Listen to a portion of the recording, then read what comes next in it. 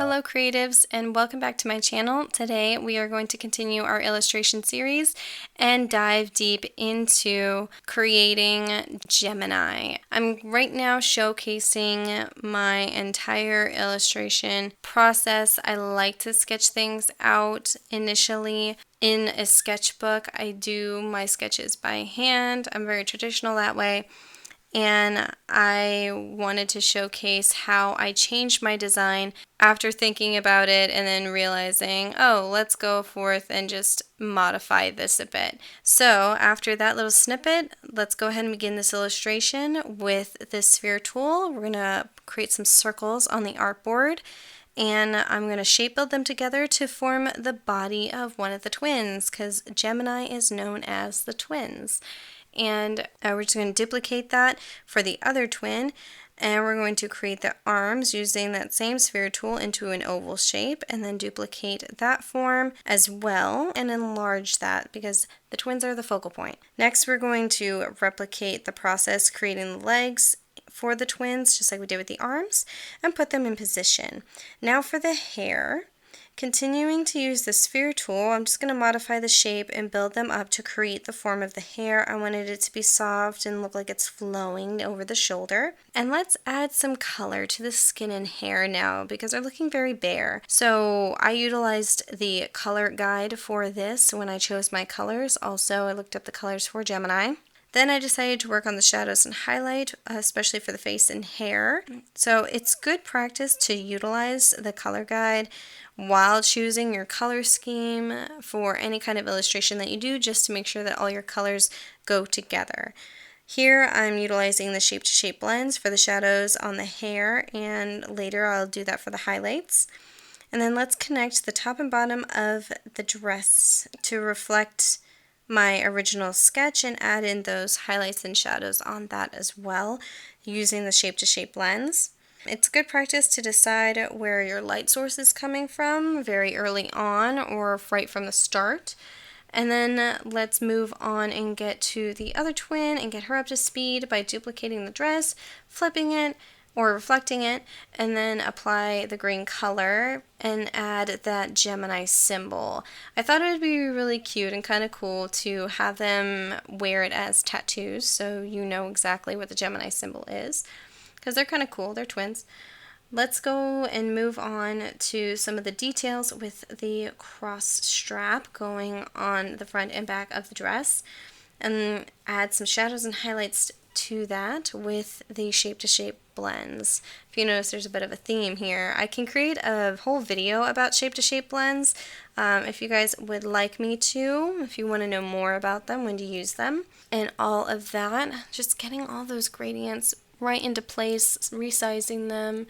I utilize the direct selection tool for a lot of the resizing, moving points around and such like that. I find it a lot easier than having to duplicate the shape itself and then duplicate it again, because you have to duplicate it twice for the shape to shape blends and all of that.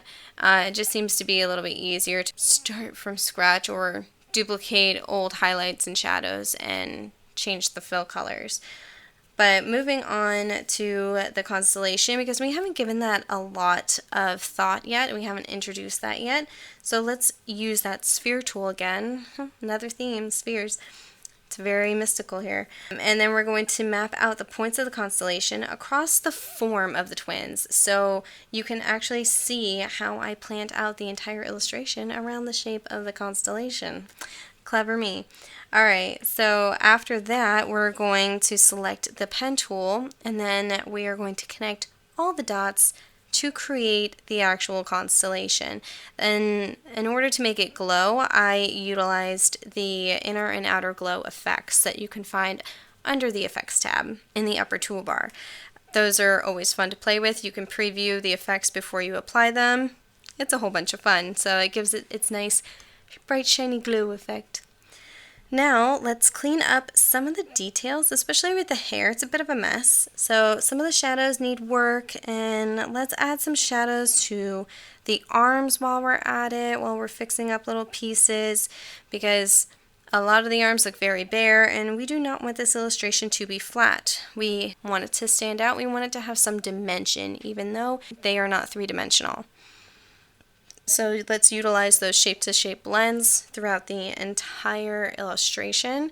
It's going to be really impactful to have those shadows and highlights from our light source, which you can see is off into the upper right-hand corner of stage right, if you want to call it that. It's up and to the right of the artboard where you cannot see it.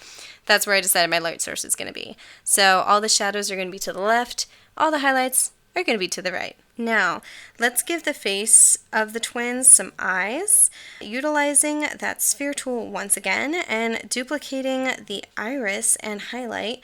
Let's give her a lid and an eyebrow as well, just taking the eye sphere shape and modifying it with a direct selection tool. And we're going to color those, and we're going to duplicate that entire grouping for the other side and reflect it and move the eyes so it looks like she's looking at her twin.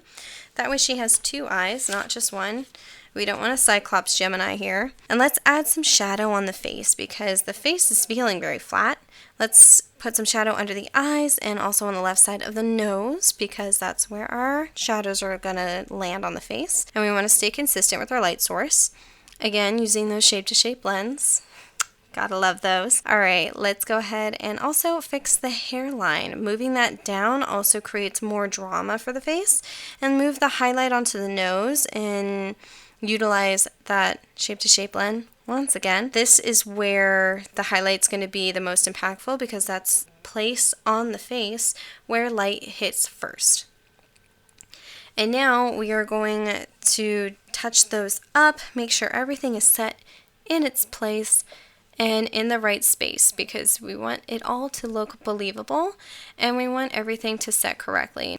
So just touching up everything on the face, and then we're going to continue our shadow work throughout the rest of the form, especially on the legs because they're looking very flat and they need some shadow because they're underneath the dress.